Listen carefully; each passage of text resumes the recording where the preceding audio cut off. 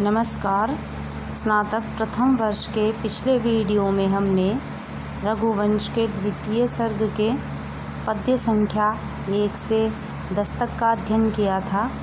आज हम अध्ययन करेंगे पद्य संख्या 11 से 15 तक का। 11वां पद्य है। धनुर्भृतो अप्यस्य दयार्द्रभावम् आख्यातमन्तःकरणै विशङ्कै विलोकयन्त्यो वपुरापुरक्षणां प्रकामविस्तारफलं हरिण्ये। देखिए, रघुवंश के इस द्वितीय सर्ग में राजा दिलीप द्वारा की गई गौसेवा का वर्णन है। उसी प्रसंग का ये श्लोक है। इसमें बताया गया है कि राजा दिलीप जो वन में विचरण कर रहा है नंदिनी की सेवा में, उस समय वहाँ जो हरिणियाँ थी उनकी स्थिति कैसी थी। पहले हमें इस पद्य के शब्दार्थ देखेंगे। शब्दार्थ में धनुर्भृत है, सबसे पहला शब्द है। भृत है मतलब धारण करता हुआ, धनुष रखता हुआ भी। अपि भी अस्य इस राजा दिलीप का दयार्द्र भावम करुणापूर्ण अभिप्राय आख्यातम प्रकटित हुआ है अंतःकरणई मनों के द्वारा, विशंकई शंका रहित, विगता नष्टा शंका भीति यभ्य तई विशंकई, विलोकयन्त्य देखती हुई, वपु शरीर को, आपु प्राप्त किया, अक्षणाम नेत्रों के, प्रकाम विस्तार फलम अत्यधिक विस्तार के फल को, हरिण्य हरिणियों ने, अर्थात वन में हरिणियाँ भी थी तो हरिणियों के शंका रहित अंतःकरणों के द्वारा, विशंकई अंतःकरणई,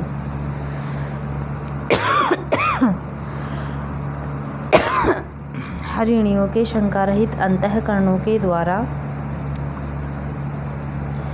दयार्द्र भावम प्रकटीकृत दयार्द्र भाव वाले,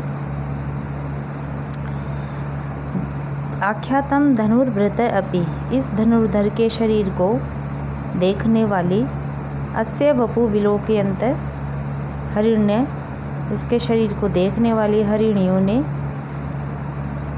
अक्षणाम प्रकाम विस्तीर्ण फलम आपुः अपने नयनों के अत्यधिक विस्तार का फल प्राप्त कर लिया। यद्यपि राजा ने धनुष धारण कर रखा था, किंतु हरिणियों के अंतःकरण में कोई भय उत्पन्न नहीं हुआ। देखिए, जो व्यक्ति का व्यक्तित्व होता है वो जहाँ पे भी जाता है उसका प्रभाव पड़ता है। जो राजा दिलीप था वह बहुत ही दयालु था। वन में विचरण करता हुआ भी वह वन्य के जीव जंतुओं के प्रति दयाभाव से युक्त था। अतः जो हरिणियाँ थी उनके मन से राजा के प्रति डर निकल गया था। तो इससे राजा के हृदय का वन्य प्राणियों व जंतु के प्रति दया का भाव प्रकट होता है। इस प्रकार निशंक होकर हरिणियों ने उस राजा के शारीरिक सौंदर्य को देखने के लिए अपनी विशाल एवं विस्तृत आँखों का भरपूर उपयोग किया। 12वां पद्य है। सकीचिकै मारुतपूर्णरन्ध्रैकूजद्भिरापादितवंशकृत्यं शुश्रावकुञ्जेषु यशस्वमुच्चैः उत्कीर्यमानं वनदेवताभिः।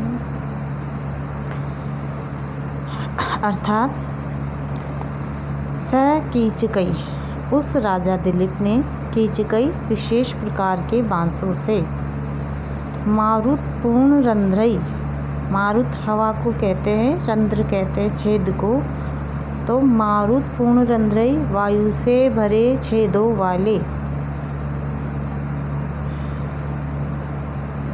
आपादित वंश कृत्यम कूजत भी बजने वाले, आपादित वंश कृत्यम बांसुरी का कार्य जिसमें हो रहा है, अर्थात जो वन के बड़े बड़े बांस के पेड़ थे उनके छेदों में वायु भर जाने से एक तरीके से जो बांसुरी बजने की सी ध्वनि सुनाई दे रही थी। शुश्राव सुना। कुंजेषु लतागृहों में यशः कीर्ति को स्वम अपने उच्चई जोर से उद्गीर्यमानम गाए जाते हुए वन देवता भी अरण्य वन के अधिष्ठात्री देवियों द्वारा, अर्थात जो बांस से निकलने वाली विशेष ध्वनि थी, ऐसे लग रहा था कि वन देवियों के द्वारा राजा की महिमा में मधुर स्वर निकाला जा रहा है, संगीत निकाला जा रहा है। इस पद्य का अन्वय होगा स कुंजेषु मारुतपूर्ण रंध्रई कूजद्भि कीचकई आपादित वंश कृत्यम वन देवता भी उच्चई उद्गीयमानम स्वम यशः शुश्राव। अर्थात उस राजा ने कुंजों में वायु से भरे, कुंज अर्थात वृक्ष, कुंजों में वायु से भरे छिद्रों वाले बजने वाले बांसों से बांसुरी का वादन किए जाते समय मानो वन देवियों के द्वारा उच्च स्वर में गाए जा रहे अपने यश का श्रवण किया। अर्थात जब राजा दिलीप लता कुंजों में विचरण कर रहे थे तो उस समय वहाँ बांसों के छिद्रों में वायु भर जाने से बांसुरी की सी आवाज़ उत्पन्न हो रही थी। यहाँ कवि कालिदास ने कल्पना की है कि बांसों की इस आवाज़ के रूप में वन देवियाँ उस राजा का यशोगान कर रही थी। इस प्रकार कुंजों में भ्रमण करते समय राजा को मानो अपना यशोगान सुनने का अवसर मिल गया। इस पद्य की संस्कृत व्याख्या होगी प्रवहन मरुत् आपूर्णेन स्वतः शब्दायमाना वंशः वाद्यकृत्यं कुर्वन्ति लतागृहेषु वनदेवताः तारस्वरेण राज्ञः कीर्तिं गायन्ति इति राजा दिलीपः श्रुतवान्। 13वां पद्य है रिक्तस्तुषारै गिरिनिर्जराणाम् अनोकः कंपितपुष्पगन्धि तमातपक्लान्तमनाथपत्रम् आचारपूतं पवनः शिशेवे। इस पद्य में वर्णन किया गया है कि जिस समय राजा दिलीप नंदिनी के पीछे अनुचरण कर रहा था उस समय वन में धूप भी थी, किंतु शीतल मंद सुगंध पवन ने राजा को धूप से व्यथित नहीं होने दिया। मंद मंद जो पवन बह रही थी उसका यहाँ पे वर्णन किया गया है। शब्दार्थ में पृक्त है संयुक्त, संपृक्त, संयुक्त, मिश्रित। तुषारई शीतल जलकण, तुषार का अर्थ है शीतल जलकण और तृतीया बहुवचन में तुषारई शीतल जलकणों से गिरि निर्झराणाम, गिरि पर्वत, निर्झर झरने, पहाड़ी झरनों के, अनोकहा कंपित पुष्पगंधि, अनोकहा का मतलब वृक्ष, वृक्ष को हिलने से, अनोकहा कंपित पुष्पगंधि, वृक्षों के जो डालियाँ है, शाखाएं हैं, उनके हिलने से जो पुष्पगंधि, पुष्प की सुगंध फैल रही है। तम उस राजा को आतपक्लांत, धूप से व्यथित, अनाथ पत्रम, धूप रोकने वाले छत्र से रहित, आचारपूतम, सदाचरण करने में पवित्र पवन वायु ने शिशेवे शुश्रूषा की सेवा की। अर्थात वायु ने इस प्रकार के राजा की कैसे सेवा की। राजा की स्थिति जैसे कि बताई गई है कि उसने सारे राजसी ठाट बाट का परित्याग कर दिया है। वह एक वनवासी की तरह वन में गौ के पीछे पीछे घूम रहा है। वन में धूप भी थी, किंतु शीतल मंद सुगंध पवन ने राजा को धूप से व्यथित नहीं होने दिया। हिंदी अर्थ में इस प्रकार इसका हिंदी अर्थ होगा कि पर्वतीय झरनों के हिमकणों से मिश्रित, अन्वय में गिरि निर्झराणाम तुषारै पृक्त है। पर्वतीय झरनों के हिमकणों से मिश्रित अनोखा कंपित पुष्पगंधी तथा वृक्षों के किंचित कांपते हुए पुष्पों की सुगंध से युक्त वायु ने, वायु के विशेषण के रूप में आए हैं जो ये ऊपर आए हुए शब्द है। गिरि निर्झराणाम तुषारै पृक्त है।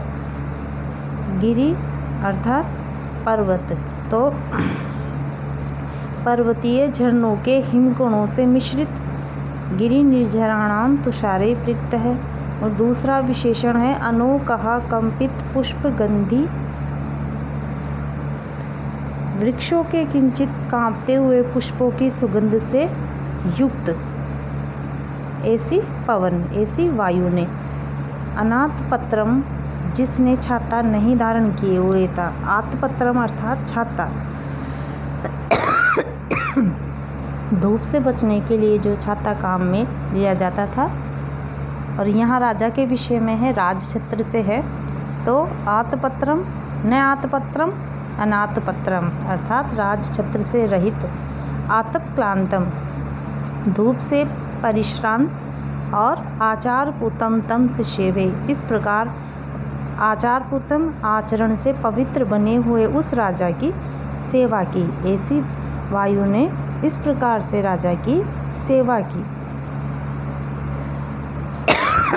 अर्थात राजा ने छत्र धारण नहीं कर रखा था, जिससे कि वह दोपहर की धूप से कुमला सा रहा था। उस समय शीतल मंद तथा सुगंधित वायु ने उसकी सेवा की, अर्थात राजा दिलीप की धूप से जनित थकान को दूर कर दिया।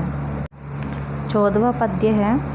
शशाम पृष्ट्यापि विनादवाग्निरासीद् विशेषा फलपुष्पवृद्धि, ऊनं न सत्त्वेष्वधिको बबाधे, तस्मिन् वनं गोप्तरिगाहमानि।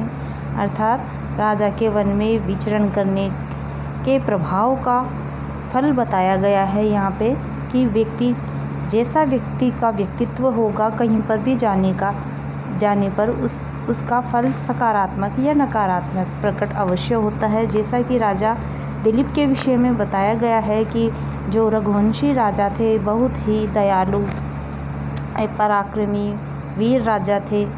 और जैसा कि राजा का कार्य होता है अनुशासन बनाए रखना, व्यवस्था बनाए रखना, तो राजा दिलीप के वन में जाने पर भी वन में भी वैसी ही व्यवस्था अपने आप स्थापित हो गई। जैसे कि कहते हैं कि सज्जन व्यक्ति के आने पर उस स्थान की दशा ही बदल जाती है, वहाँ के वातावरण में ही अभूतपूर्व परिवर्तन आ जाता है।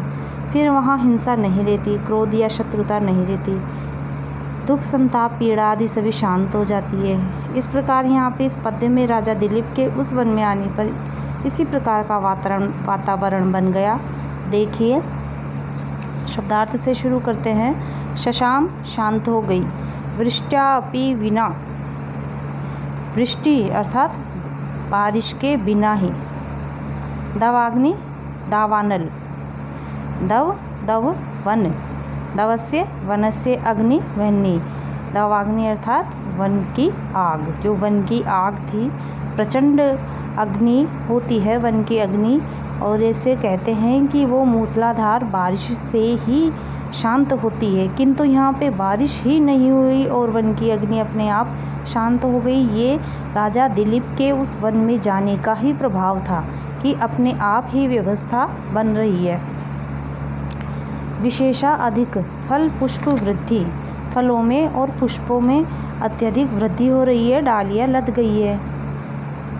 ऊनम दुर्बल को, हरिण इत्यादि जो दुर्बल जानवर होते हैं वन में, नहीं सत्वेषु जंतुओं में, अधिक है प्रबल व्याघ्र आदि, अर्थात वन में जो बलशाली व्याघ्र आदि जानवर है वो कमज़ोरों को नहीं सता रहे, बबाधे पीड़ित करने लगे, सताने लगे। तस्मिन उस वनम जंगल में, गोप्तरी गुप्तरी का अर्थ है रक्षा करने वाले के, गाह माने प्रवेश करने पर। अन्वेष का होगा गोप्तरी तस्मिन् वनम गाह माने सती। वृष्ट्या विना अपि दवाग्नि शशाम फल पुष्प वृद्धि विशेषा आसीत सत्वेषु अधिक ऊनम न पबादे। अर्थात वन में उस रक्षक राजा के भ्रमण करते समय बिना वर्षा के ही दावाग्नि शांत हो गई। फूलों तथा पुष्पों में विशेष रूप से वृद्धि दिखाई देने लगी और बलवान जंतुओं ने निर्बल जंतुओं को कष्ट पहुंचाना बंद कर दिया। कालिदास ने अपने इस महाकाव्य रघुवंश में प्रकृति का बहुत ही सजीव सुंदर वर्णन किया है। देखिए 15वें पद्य में संचार भूतानि दिगंतराणि कृत्वा दिनान्ते निलयाय गन्तुं प्रचक्रमे पल्लवरागताम्रा प्रभा पतंगस्य मुनेश्च धेनु। अर्थात शाम की सायंकाल के समय का वर्णन है कि एक तरफ तो सूर्य अपने घर अस्ताचल की ओर जा रहा है और दूसरी तरफ मुनि की जो धेनु है अपने आश्रम की तरफ जा रही है, अपने घर की तरफ जा रही है। तो दोनों का ही सजीव चित्रण जो कालिदास ने किया है वह एक तरीके से ऐसे चित्र की तरह सामने उपस्थित हो जाता है। देखिए शब्दार्थ में संचार पूतानी, संचार विचरण, पूतानी पवित्र करके, अपने गमन से पवित्र करके, किसको? दिगंतराणी, दिक दिशा, अंतराणी मध्य भाग को, अर्थात इसका अर्थ होगा सभी दिशाओं को, कृत्वा करके, दिनांते सायंकाल के समय, निलयाय, निलय कहते हैं घर को, आवास, सदन, निलय, निकेतन इत्यादि घर के पर्यायवाची शब्द होते हैं। तो निलयाय अपने निवास स्थान के लिए, गंतुम जाने के लिए। तो प्रभा के पक्ष में जो सूर्य की प्रभा है, रोशनी है, प्रकाश है, उसके पक्ष में आ जाएगा अस्तांचल के लिए और धेनु के पक्ष में आएगा घर के लिए। प्रचक्र में तैयार हो गई, पल्लव राग ताम्रा, नवीन पत्तों के समान लाल वर्ण वाली, कौन? प्रभा और गो, दोनों का विशेषण है ये। पल्लव, पल्लव का अर्थ होता है किसले, अर्थात वृक्षों पर जो नवीन कोंपल आती है, रक्तिमा लालिमा लिए हुए, उनको कहते हैं पल्लव या किसलय। तो किसलय के समान रक्त वर्ण वाली, लाल वर्ण वाली जो प्रभा है और जो गो है, वो उन दोनों के लिए विशेषण के रूप में ये शब्द आया है। ऐसी प्रभा और ऐसी गो, पतंगस्य, पतंग सूर्य का भी पर्यायवाची होता है, और मुने और मुनि वशिष्ठ की धेनु गो नंदिनी, ये इसके शब्दार्थ है। और पद्य का समुचित अर्थ करने के लिए हमें वही बात अन्वय करना पड़ेगा, और अन्वय में पदों को सही क्रम में जचाना होता है। पल्लव राग ताम्रा पतंगस्य प्रभा, पल्लव के समान रक्त वर्ण वाली सूर्य का प्रकाश, मुने धेनु च, और मुनि की धेनु, दिगंतराणी संचार भूतानि कृत्वा, सभी दिशाओं को अपने विचरण से पवित्र करके, दिनांते, दिन के अंत में अर्थात सायंकाल में, निलयाय गंतुम प्रचक्र में, अपने घर को जाने के लिए तैयार हुए। तो इसका अर्थ इस प्रकार से होगा, पत्तों के रंग के समान ताम्रवर्ण सूर्य प्रभा तथा मुनि वशिष्ठ की गौ नंदिनी दिशाओं के अंतरालों को अपने विचरण से पवित्र करके दिन छिपने पर अपने अपने निवास स्थानों की ओर चल पड़ी। देखिए सूर्य की किरणों का तथा नंदिनी का रंग पत्तों की तरह तांबे जैसा था। इन ताम्रवर्णी सूर्य प्रभा तथा नंदिनी ने वन में विचरण करते हुए दिगंतों को पवित्र कर दिया और दिन छिपने पर वे दोनों ही अपने अपने निवास स्थल की ओर चल पड़ी। तात्पर्य यह है कि सूर्य की किरणें तो अस्ताचल की ओर तथा नंदिनी आश्रम या तपोवन की ओर चल पड़ी। यहाँ सूर्य प्रभा तथा नंदिनी का ताम्र वर्ण पवित्रता का द्योतक है, क्योंकि अग्नि में तपी हुई वस्तु का रंग ताम्रवत होता है। इस दृष्टि से दिगंतों में दोनों के रंग का स्पर्श होने के कारण उन्हें पवित्रीकृत बताया गया है। दिन छिपने पर सूर्य की किरणों का दिखाई न पड़ना मानो निवास स्थल पर चले जाने का द्योतक है। इसी प्रकार नंदिनी का सूर्यास्त के समय विचरण बंद करके अपने वत्स बछड़े के पास लौटने के लिए उपक्रम भी सर्वथा स्वाभाविक वर्णन है। तो इस प्रकार से जो सायंकाल का और नंदिनी का और प्रभा का जो वर्णन कालिदास ने किया है, बहुत ही सुंदर वर्णन किया है। इसका संस्कृत में व्याख्या इस प्रकार से होगी।